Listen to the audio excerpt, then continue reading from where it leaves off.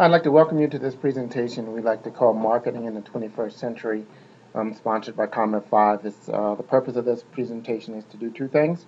One is to help you understand some of the changes that are sweeping through the global marketplace that have a dramatic effect on people's ability to successfully market themselves on the internet. And two, help you understand a little bit more the strategic positioning of Comment 5 as a service provider. So we're going to jump right in. First of all, I think everybody um, would agree with this kind of high-level general statement about communication and especially as related to marketing.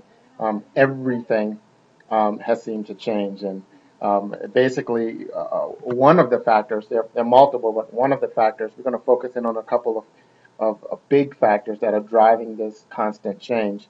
One is just the proliferation of digital technology. Over the last decade specifically, fueled by the growth of the internet around the world, we've seen this phenomenon we're referring to as convergence, and quite simply, it's the coming together of the most influential industries of modern time. And if you're taking notes, I'd like you to underline the word influential, because when we look at the independent industries of the internet, television, and telephone, more than most other industries, these industries have a dramatic impact on the way people think and feel and subsequently behave. So when you look at the fact that these three industries are now merging, they're intersecting, they're coming together or converging, it's creating a brand new marketplace, a brand new communication environment that is fueling some of the changes that businesses are struggling to keep up with. The next major impact on communication is just what's going on with major demographical trends. Now, there are many people out there that understand the historical significance of the baby boomers. The baby boomers were the 80 million people born between 1946 and 1964. And this was the result of the ending of World War II when all the servicemen went back home, and I guess they resulted in having a lot of babies. And if you plot that, if you imagine a basketball going through a garden hose, and the basketball, the swollen part of the garden hose, being that big bubble of 80 million people, then many industries that could position themselves in front of that bubble that had something that served the needs of those people, where they grew with the expanding garden hose. So back when all of those babies needed to be fed, you saw the appearance and companies like Gerber become, at least in this country, business icons. You go through and you look at the toy industry, the cartoon industry, the building of schools. If you follow that demographic bubble on through their growth, and when they got to the age that they wanted to buy their very first car, they wanted something sporty. The American Mustang became an icon. Actually, if you keep following that bubble along, and when they got to the marrying age and they wanted to get that first home, you saw the first major real estate boom. And you continue to follow that bubble all the way through history up until now in 2012, where that population is now at the retirement age. And now you see lots of industry focused on things related to health and longevity, retirement, that type of thing. So many businesses right now understand the impact of that bubble moving through an economy, and they're still to this day positioning themselves to take care of that bubble. So one of the questions we're going to ask you is, how are you leveraging that demographic, if you're leveraging it at all? Um, the next bubble, and fewer people understand the significance of this demographic group, and these are millennials. These are people that are about between the ages of 19 and 29-year-old. That's a smaller period of time, but even more people. So we're looking at about 84 million people. And when you think about what's on the hearts and minds of this demographic group, it's completely different than those of the baby boomers, right? These people were pretty much grew up in a digital age, so they are obviously very technical friendly, if not downright savvy. And they're focused on things like social interaction, gadgets and video games, movies, entertainment, dating, social things. And if you think about the companies that's right now seeming to buck the recession trend, the ones that are seeming to grow against the gravity of a slowed economy, you're going to find companies like Apple and eBay and the computer game companies, and that's because they're right in the middle of what this demographic bubble of 84 million people is interested in on a daily basis. So again, we'd like to ask you as a business owner, you as a professional, how are you organizing your communication to better serve this market or to be more readily consumed by this market? The third bubble, and many of you watching this presentation are probably in this bubble, and that's the fact that we find ourselves in a position where the impact of technology is now self-evident, and many businesses right now are desperately trying to make the move to a more internet-based communication platform and mobile-based. So right now, it's become pretty apparent that the mobile social environment is the predominant communication environment of these 20 million businesses, or it should be, because that's where the focus of the internet now is. In fact, the internet is rapidly going mobile. So because of these ideas, these things that have been happening over the last decade, it's created this problem in communication that we find to be fairly consistent across all industries, actually. And in a nutshell, is basically the fact that the traditional means of advertising and communication no longer create the benefit that it once do in the past. There was a point in time that if you could, get a nice size page or a full page, even in a yellow book, your phone was almost guaranteed to ring. Well, now, because of the changes we just talked about, there are many people that don't even know where their yellow book is. Direct mail has been turned upside down. In fact, I read a news article where the U.S. Postal Service was thinking about suspending mail delivery on the weekend because of the negative impact on their distribution brought on by electronic mail or email. When you look at printed newspapers, 50 of the top 100 newspapers in the history of this company were in were experiencing extreme financial hard times. And that's brought on by the fact that most advertisers now realize that most eyeballs are gravitating to digital mediums as opposed to paper. So they move their dollar, and when they move their dollar to the digital world, well, that left the paper world in a pretty bad shape. But the same change that created the challenge for newspapers is also giving them the potential to move forward into the new era, the 21st century, because many newspapers and magazines now are now publishing their content in a digital form. So you're now seeing digital versions of magazines and newspapers now showing up on tablets and phones, and in many cases, their subscription to those digital forms have already exceeded what they historically had as subscriptions to their paper form. So it's definitely a lot of change going on, and people that understand it and embrace it are benefiting from it. Even in the top two forms of mass communication, being radio and television, those two mediums have been dramatically impacted as well. On the viewer side or the listener side, it's been great because that convergence or the intersection of those communication platforms has created the opportunity for there to be more options to choose from than there ever have been in history. So, I read an article where there were over 10,000 radio stations, internet-based radio stations launched in the last 18 months, which means if you're whatever type of music you're trying to find, you can probably find it, and it's probably available online right now as you listen to this presentation. And television is very similar.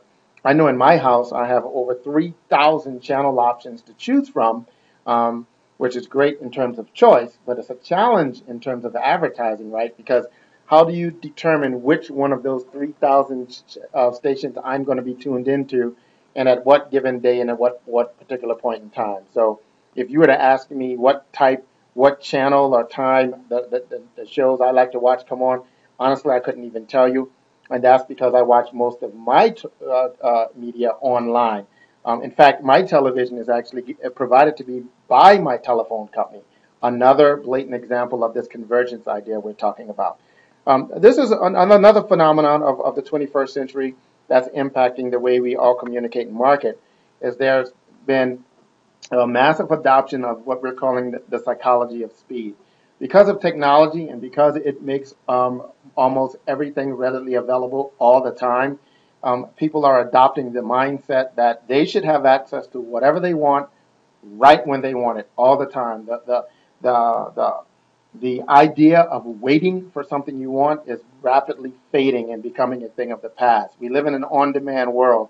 We live in a world where people expect whatever they want to be readily available for them. In fact, the psychology of speed is so prevalent in the mindsets of consumers that it's become very powerful words in terms of marketing. That's why if you go look at an advertisement for any type of product or service, the chances of you finding a word that says free or fast or easy, they're playing right into this idea of the psychology of speed. So when you look at your products and services that you're offering as a business, how are you perceived to be in this world? If you understand that people are looking at you, and they have this psychology of speed, are they going to they're going to view your product or service as being conducive to that psychology, or against the grain? And I can tell you, if it doesn't fall into what they perceive to be a reasonable amount of time, which is very quickly, then they move on to the next person that is more consistent with that psychology. Another phenomenon we have to deal with in terms of communication is the reality of connection. And we say the reality of connection because it is a real physical thing now, brought on by, largely on part by the very first slide we showed you with the idea of convergence. But, when you think about what makes the internet, the internet is the connection of all of these individual computers at a global basis. And if you realize that in front of the vast majority of these computers are people, then you can easily understand how people now are almost physically connected to all other people around the world. And this is a good thing for those that are trying to find different types of people or want to be connected to other people. But it's also a challenge in that your information or things that make it to the digital world have now the bigger chance than ever of going around the world very, very quickly. Sometimes that's in your interest and sometimes it's not. So when you look at all of these trends and all of these changes and you combine them all together, if you want to summarize what that might feel like to the modern business, is it's very noisy and very confusing. People know that many of these things are happening all around them. They see evidence of it all around them, and things continue to change so fast that as a small business owner specifically, they may not know exactly what to do, how to leverage all of these changes. So here is our suggestion, and it's a very simple suggestion, and we think it's going to help you understand that things may not be as complicated as they seem on the surface if you simplify things to the basics of communication. So we mentioned earlier that we now live in a very mobile and social world. Right now, I'd like you to focus on the mobile aspects of that definition. I mean, the social aspects of that definition. We are innately social animals. We are very social.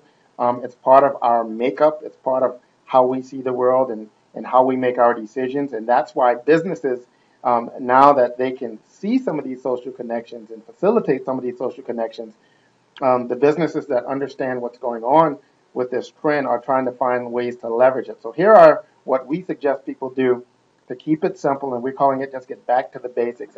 And this is something that most of us should be able to relate to. And the reason why we feel pretty confident about that is because at some point in most of our lives, we're going to do this, and we're going to do it successfully. And what I'm talking about is picking friends, family, and mates, if you will, from the 6 billion other humans we find on this planet. If you think about the numbers involved in that, if you think about the potential for challenges and how complicated that can be, it puts into a very similar category some of the modern challenges in communication and marketing.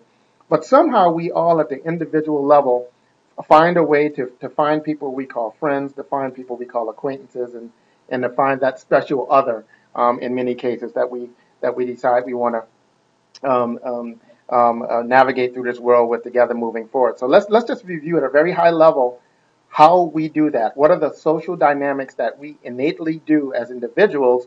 And I'm going to encourage you to parallel these or to match these up with things you can do as a small business. So the first thing we need to do is to be noticed. So I'm going to walk you through, and we're going to do this from the idea of we're just an individual out there. In this case, we're Mr. Goldfish, and we're on the mission to find that friend or to find that other very special goldfish that we want to share our fishbowl with. So how do we do that? How do we increase the odds of that happening? Well, there are a couple of things that make our ability to find that other person very much more likely, right? And these things are proximity, how close we are to these other people. Many small businesses understand the power of this. By proximity, we mean those people that live around their businesses. In real estate, they used to their version of this idea of proximity is that the three most important things in real estate that for the long time standing were called location, location, and location, right? Because the proximity had such an overwhelming influence on what you would choose or interact with. Well, those things haven't really changed much, even in the life of Mr. Goldfish. I mean, he will make his choice of his good friend goldfish or his girlfriend goldfish based upon the local goldfish that he comes in contact with. The good news about the digital world is that proximity is now everywhere. When we talk about the fact that the internet is now mobile, one good thing about that is you now have the potential to be literally in the hand or in the pocket of any other person on the planet. You just have to have the systems and the structure in place to increase your probability of showing up in the right people's hands and in the right people's pocket. And we're going to talk a little bit about that as we continue this presentation. The second thing that Mr. Goldfish would need to do once he got in the same proximity as the potential Mrs. Goldfish is he needed to make some type of impact. Getting noticed is enough, but you have to make some type of favorable impact. And you need to do that very quickly. And that needs the bigger the impact, the more chances you have of an ongoing engagement. So one of the good things about the digital world, is we allow you to use very impactful forms of media. We allow you to use video, audio, graphics, combinations of those three, and that gives you the most impact ready communication that you could possibly have. In fact, it's on parallel with you physically meeting somebody in the same room and at the same time. They can, all the nuances of human communication can now be communicated around the world via digital technology. And video is a big part of what makes that possible. The third thing that increases the probability of your finding that particular person you're looking for is what we're calling the destiny effect. And that's a big sounding word, but all we really mean by that is you now have the ability to be what other people are looking for. So just like Mr. Goldfish is on the hunt to try to find that best pitch goldfish or that perfect Mrs. Goldfish, well, you know what? She's on the hunt to find the perfect Mr. Goldfish, and she's got a certain thing in her mind that she's looking for. And if you can understand what some of those things are and blatantly be that, then as you're on the mission to find her, she's also on the mission to find you. And when your paths intersect, well, that's going to feel a lot like destiny. So the good news is the digital technology allows all of three of these things to happen very quickly and very easily. These are some of the strategies and tactics that companies are using to facilitate those three things: the proximity, the ability for you to make an impact, and the ability for you to be found or sought after. And as you see at the top of this list, we have video, because it's such a moving form of communication. There's a lot of research that tells you that that shows how much more effective video communication is than written communication. Graphics, your flexibility in using graphics is unparalleled in the digital world. You don't have to be an artist now to have very, very high-end graphics. There are so many sources of really good graphics now that as long as you know how you want to be presented in terms of imagery, there are a multitude of ways you can make that happen. We talked about the impact of multimedia in terms of your communication. We leverage one of the most strongest ways that people are finding to communicate today, especially as a small business, is via email. Email is rapidly becoming one of the most valuable places in the new digital world, and that's because it's one of the few places where you can authenticate yourself as a unique individual. In fact, even given the rise of social media sites like Facebook and others, we know how popular these places have become, and we know how common they are in everybody's current life now. But when you think about it, you can't open up a new account with Facebook without providing to them a valid email. So email is becoming one of the most valuable places in the digital, in terms of your digital real estate. And in terms of proximity, the email is always where that person is. People now have that their email finds them. It finds them because it shows up on their phone. Um, the other thing that people are doing to increase the proximity impact and ability to be found is by creating groups or marketing to groups. People are using different types of technology that allows them to target their communication to specific groups, either groups that they have in their own contact, in their own group of contacts, or to strategically fine tune your message to a group that sits outside there in the world somewhere, so that what you say resonates with the mindset of that group. And again, one of the most powerful trends in ability for you to make this initial part of the social interaction is by leveraging the mobile environment. By leveraging mobile technology, mobile phones, that is rapidly becoming the predominant gateway for your ability to reach anybody, either local to you or anybody global to you. So once we do that, once we successfully go out there and find a way to get noticed, then the next thing we need to do, now that we've got somebody's attention, is we have to quickly find a way to relate to them. We must find a way to relate to them. So if you go back into the story of Mr. Goldfish on his quest to find the ultimate Mrs. Goldfish, then when he finally finds himself and he does what he has to do to be in the right proximity, make an impact, and do those things we just talked about, the next thing he has to do is relate to the prospect, right? Relate to this potential Mrs. Goldfish, and she has to understand him. She has to relate to who he says he is, what he says he's about, and she has to be interested in that. Now, the things that drive people's ability to relate are context. That you have to be in context with both your environment and in context with what's on the mind of the person you're speaking with. You have to find a way to be interesting. Of course, like in the story of Mr. Goldfish, if he finds himself in front of the perfect Mrs. Goldfish and he's boring, then it doesn't matter that she's the perfect Mrs. Goldfish, because it's not going to go anywhere. So he must find a way to be interesting. And then the third thing he must find a way to do is to do two things at the same time that seem to be opposite, but they're not really opposite technically. What we mean is you have to find a way to be both expected and different. Now, by be expected, we means that whole destiny effect we talked about. That means that people are probably looking for exactly who you are or what you do right now. So they have to be able to recognize that right away. They need to see what they are looking for. That's the part, that's the expected part. You have to be what they expect to find when they're looking for the things you say you do. Now, but you must also find a way to be different, to be a little bit unique, because there are probably multiple people that are saying they do what you do. There are probably multiple people that say they are like you are. So what's going to ultimately make the decision or the difference is your ability to be what they expect, but at the same time be a little bit different, have something special about you.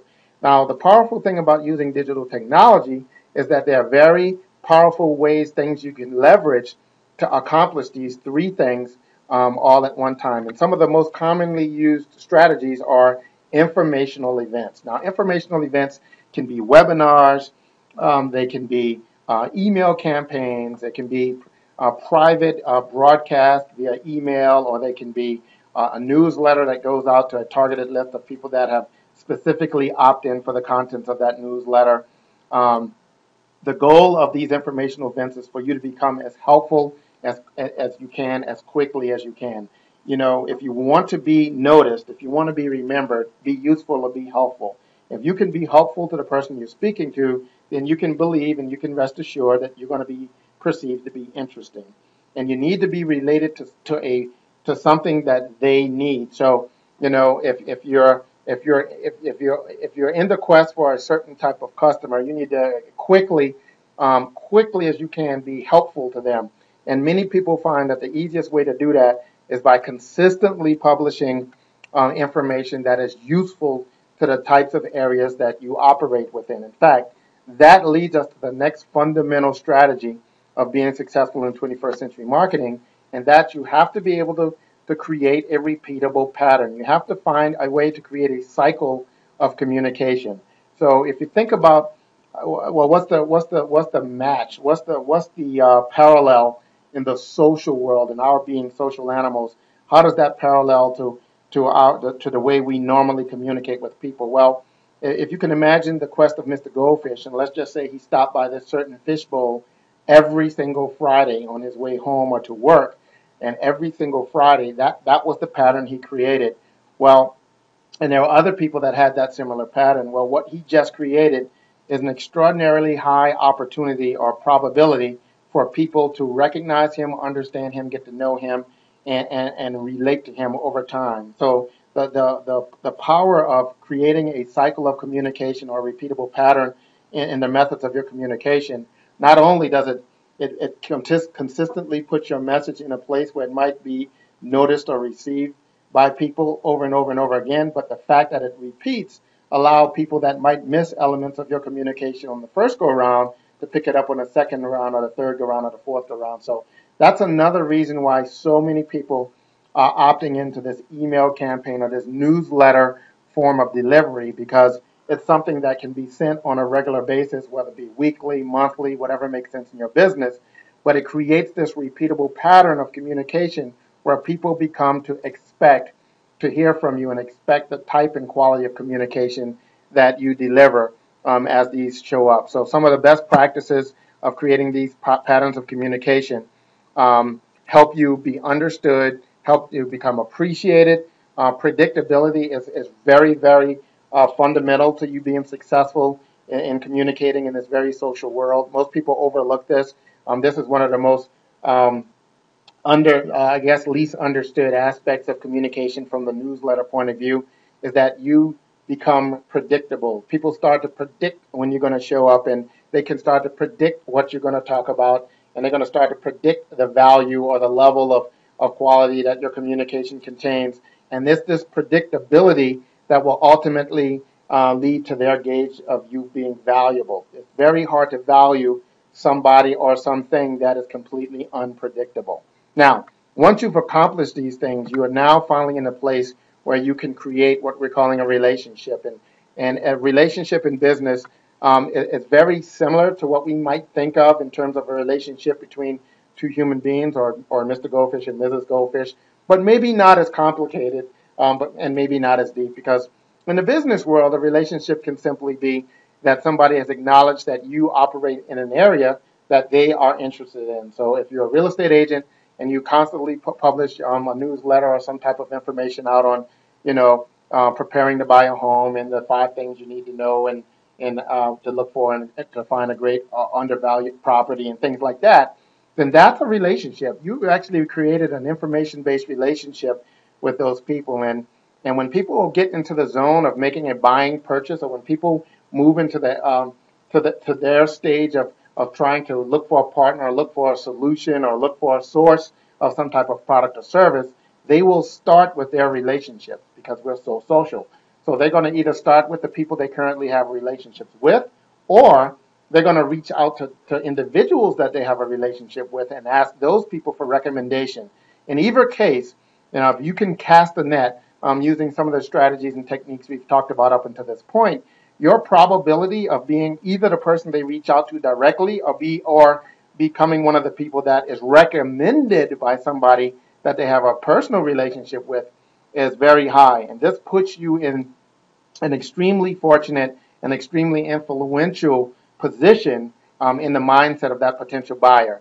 So how are people facilitating increasing the quality of their relationships? Where they're doing exclusive interactions. So unlike a generic email campaign or a generic newsletter that might be your ability to kind of at a broad base communicate to a mass market and let people know generally what you're about and the types of things that you do. Once people opt into you, or once people have formed this business relationship with you, that's your opportunity to increase the exclusivity of your communications, because now not only should they understand a lot more about you, you should understand a lot more about them, and this gives you the perfect opportunity to fine-tune your communication to be even more useful, and in turn that makes you even more valuable in the eyes of that business person.